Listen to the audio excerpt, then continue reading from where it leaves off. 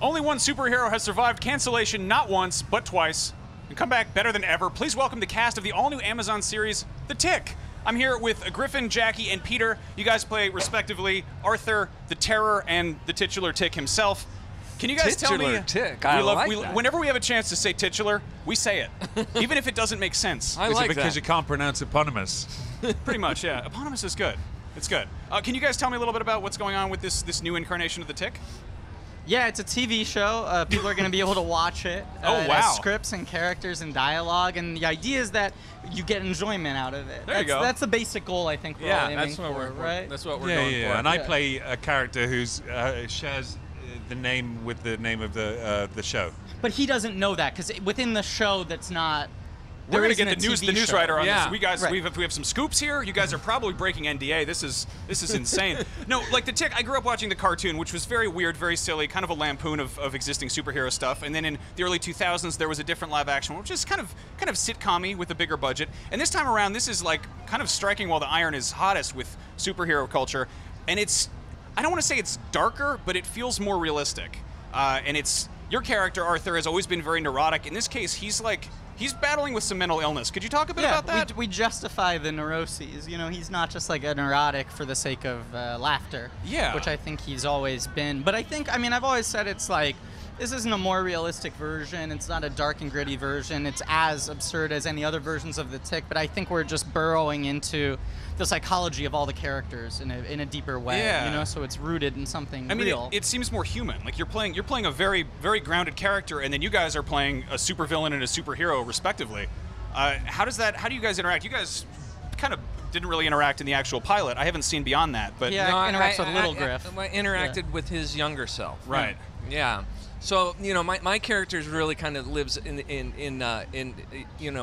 flashbacks and stuff, and my character really is kind of motivated from his experience, as a young kid that kind of changed his life and changed his world. And there's a villain named Lint who was a mentor or was mentored by the Terror. So you're kind of intercutting that backstory with what's happening now. So it's like that what happened way back then is really kind of what's driving the present situation that these guys find themselves in. And I like the kind of the element of like Arthur sort of confronting his demons, his terrors, his childhood problems. But then the Tick shows up, and episode 1 kind of leaves off. Is the Tick even real, or are we dealing with a Tyler Durden-esque character here? I don't. Sorry. I don't. I guess. Yeah, that's the question that is posed in the.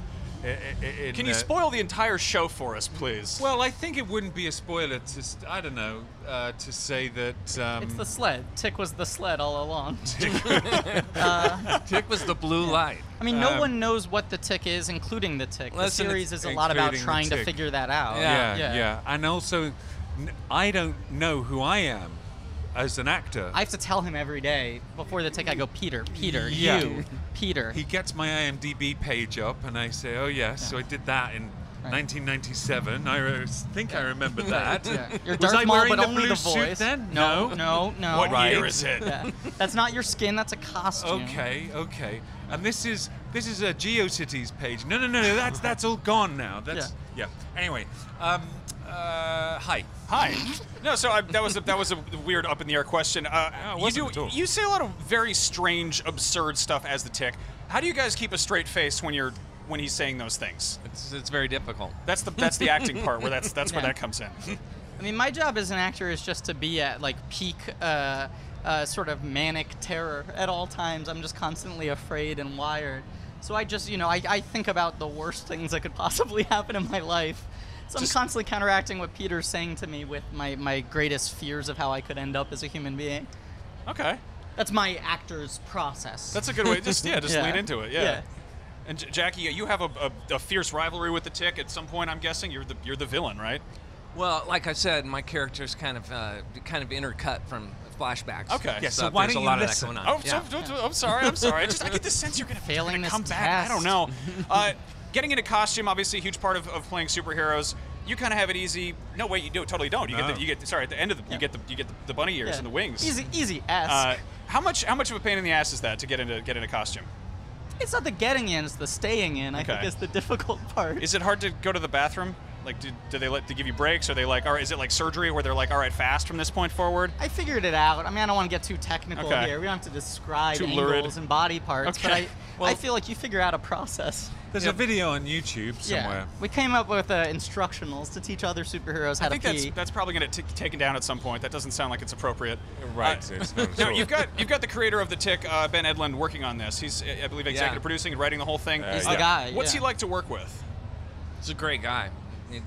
He knows this thing inside and out. Yeah. And it's great how he, envisioned this iteration, because this really is a different version. This is the first time that the Tick is.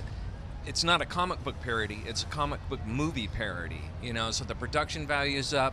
He created much better season arcs. He created characters that I think kind of grow and learn more like what you would expect from a normal movie, but he's done it in such a way where it's hilarious at the same time. So I think he describes it as a parody, and the way you've described it as a parody, but and you associate that with something that doesn't have its own life or its own. You care about the characters, its own reality.